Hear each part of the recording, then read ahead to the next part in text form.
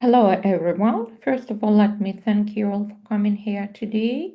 For those of you who don't know me, my name is Olga Gubaryeva. I'm here in my function as the head of the sector of foreign languages, psychology, and philosophy. I'm here today to present you an overview of psychological prerequisites for professional development of applicants for higher education in the system of vocational training made by Елизавета Voronova, Tatiana Gerasimchuk, and me. Well, so just a moment, I need to share my presentation with you.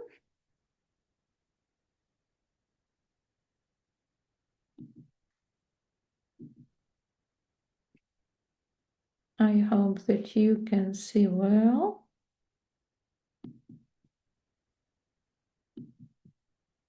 So, just a moment.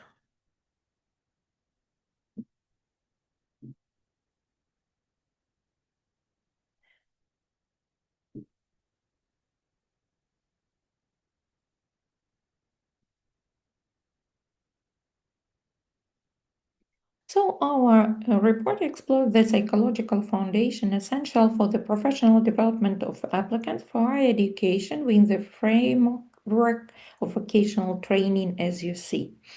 Emphasis is placed on intrinsic motivation, self-determination, emotional intelligence, value orientations, and personal responsibility as key factors that contribute to the formation of professional identity. Our report also discusses the psychological readiness of individuals to engage in professional activities and the conditions that support their development during vocational training. Let's go to the next slide. In the context of modern educational transformations, the professional development of applicants for higher education is recognized as a crucial factor in ensuring the effectiveness of vocational training systems. The psychological aspects of this development are becoming increasingly important as they determine the level of adaptation, self-actualization, and long-term professional success of future specialists.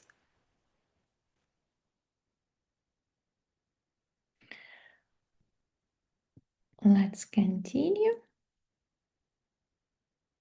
And I hope that you can see well. Well, just a moment.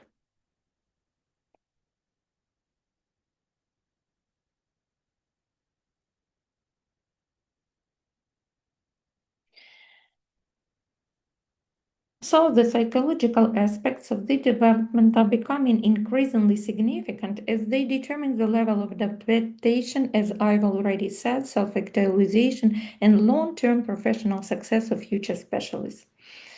Our study aims to identify and analyze the key psychological prerequisites that foster professional growth in vocational educational environment.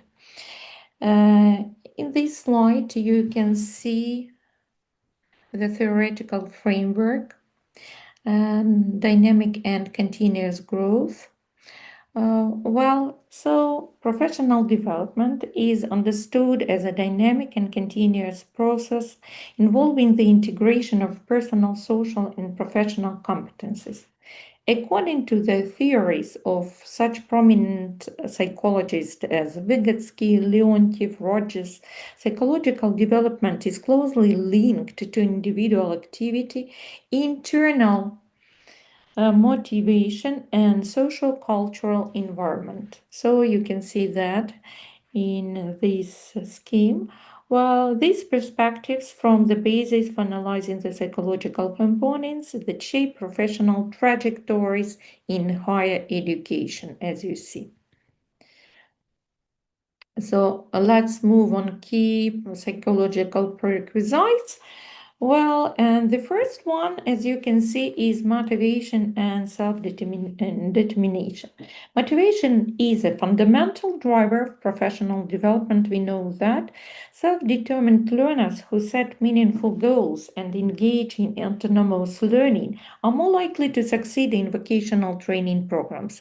The theory of self-determination, developed by Daisy and Ryan, highlights the importance of autonomy, competence, and relatedness in fostering intrinsic motivation. So, the second point is emotional intelligence. The ability to understand and manage one's own emotions as well as the emotions of others is essential for interpersonal communication, stress management, and teamwork in professional contexts. Emotional intelligence facilitates adaptability and enhances resilience in challenging vocational environments. The next issue is, which is mentioned here, is value orientations and identity formation. Value-based orientation systems play a critical role in the development of professional identity. When individuals align their personal values with the values of their chosen profession, they demonstrate greater commitment, ethical awareness, and job satisfaction. Well, the next is cognitive flexibility and reflective thinking, as you see. So, the capacity to think critically, that is very important, reflect on experiences and adapt to new information is crucial in the rapidly changing landscape of vocational careers.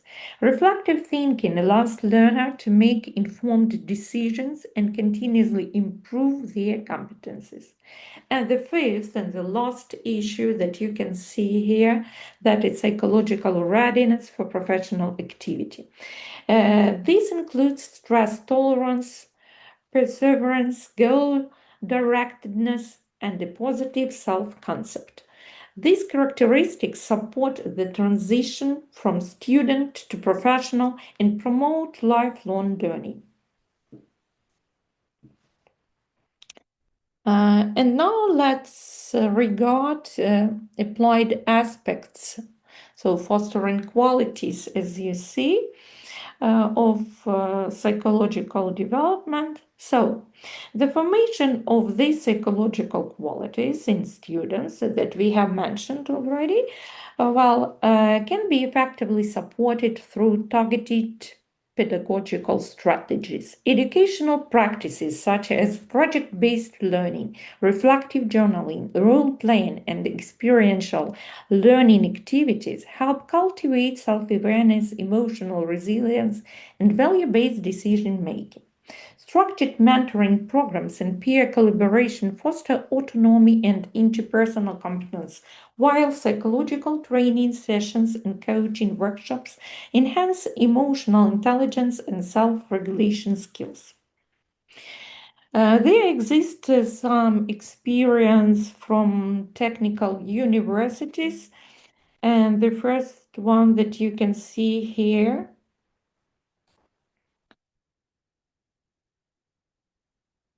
that's working on real life problems, foster technical skills, communication, and emotional regulation.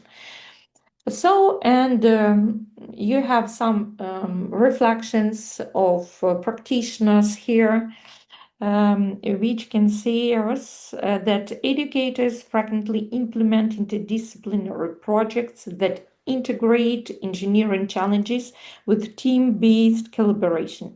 For example, students in mechanical or electronical engineering departments work on real-life technical problems in small groups, encouraging not only technical problem solving, but also communication, perseverance, and emotional regulation on time constraints.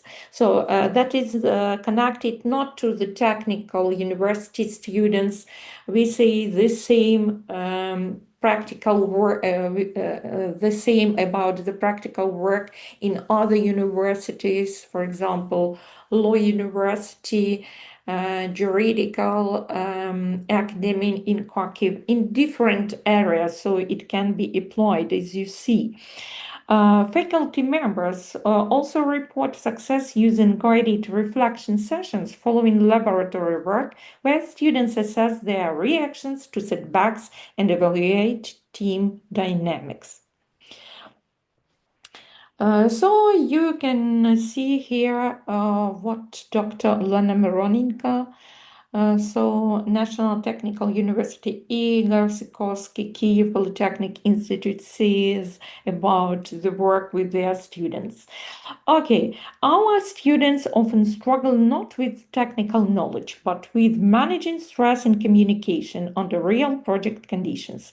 That's why we focus on creating emotional supportive environments through team mentoring and structured feedback sessions. Well, so uh, Professor Ivan Petrenko from Lviv Polytechnical National University also gave his insights on professional identity. And he says that capstone projects supervised by industry experts not only deepen students' professional knowledge, but also strengthen their motivation and ability to reflect on their roles in the professional community. And of course, we cannot say anything about international perspectives. And international experience in this area. So you can see that many educators emphasize the role of constructive feedback in promoting self-awareness and personal responsibility.